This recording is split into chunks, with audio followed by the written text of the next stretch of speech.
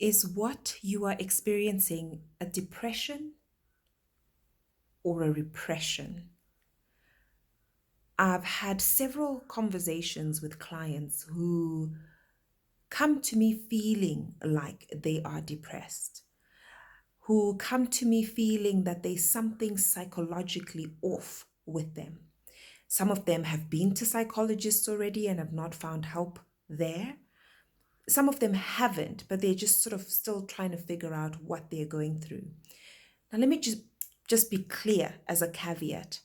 If you're experiencing long-standing feelings of being down uncharacteristically, that you may be struggling with motivation and getting up, that in fact you may be feeling that your entire system is overwhelmed with certain emotions, and that you can't concentrate and focus, do visit a professional, a psychologist, perhaps even a psychiatrist who can support you. Because if you do have a condition, it's important that you get the support that you deserve. But what I find many times is that people are confusing depression with repression. And by repression, I mean that for a very long time, you have denied yourself of the manifestation of the reason for which you came to this earth. You have denied your gift manifestation. You have denied your values manifestation. You have not cultivated the courage to step out in the work that truly represents who you are. And this level of denial for these long periods of time leads people into a space in which, because they are not fully manifesting, start to feel like they have depression. You are repressing that which is true for you. You are repressing that which is true of who you are. And that denial of self is one of the worst punishments that we could put ourselves through. Because there's a sacred yearning that will continue to pull and tug at you, that will make it difficult to focus on anything else. And thank God for that.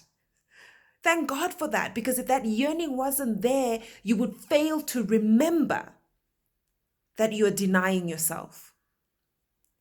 Here's the thing. Every single one of us came to this earth with a gift, with a talent, whose purpose is to serve some function, issue, reality on this planet. There's a problem that you could be solving, that you should be determining to solve, but you're not doing. And that is a life poorly lived.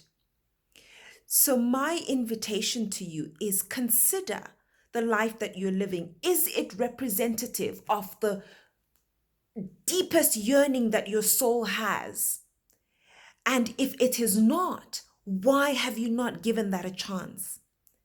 I will tell you, one of the things that has been most interesting about my life is the thing that I hated the most was my mind. Hated my mind. Hated the thoughts I had. Hated that I always seemed to think differently from the people around me. I always seemed to process information differently. I seemed to be looking at the world from a very different lens, and it made me feel like I didn't fit in. And I wanted so badly to fit in. So for a long time, I did things that enabled me to conform, to just be in the background, not attract too much attention. And when I allowed the gift to fully emerge, now there were pockets in my life where that gift was being given emergence, and that is when I felt the most alive.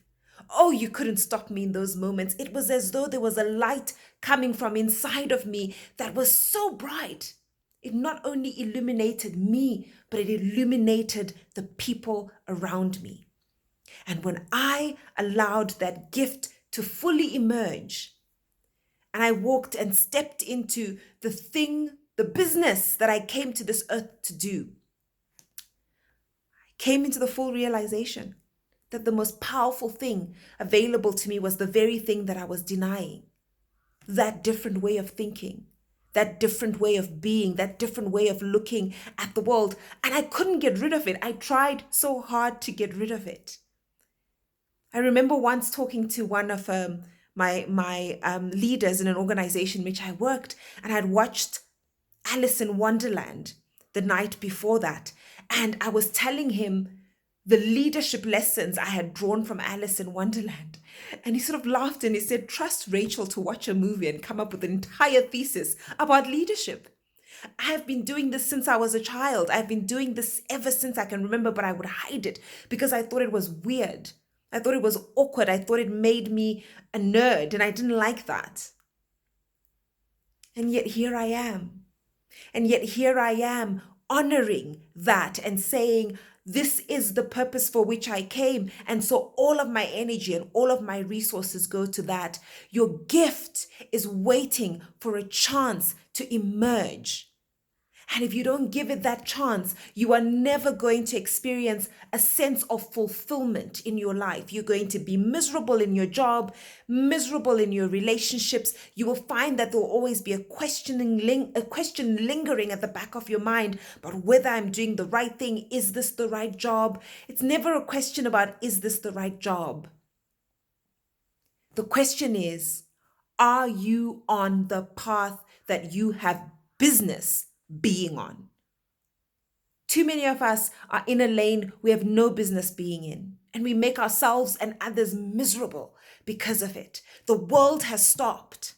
The world has stopped now, and it's giving us a chance to recalibrate, to honor that which is sacred within us, that which is true within us, that has been yearning to come out. Are you depressed or are you repressed? Is your soul looking for an opportunity, for a manifestation? And can you just give it a chance? This has been on my mind and my heart quite a lot the past few days because I experienced so many people who could be doing so much on this planet, who could be changing so much, who could be awakening all of us to so much, and yet they deny that illumination of self and others. And so consider that what you're experiencing might not be a depression, but a repression of the soul's highest yearning. Give it a chance. Give it a chance.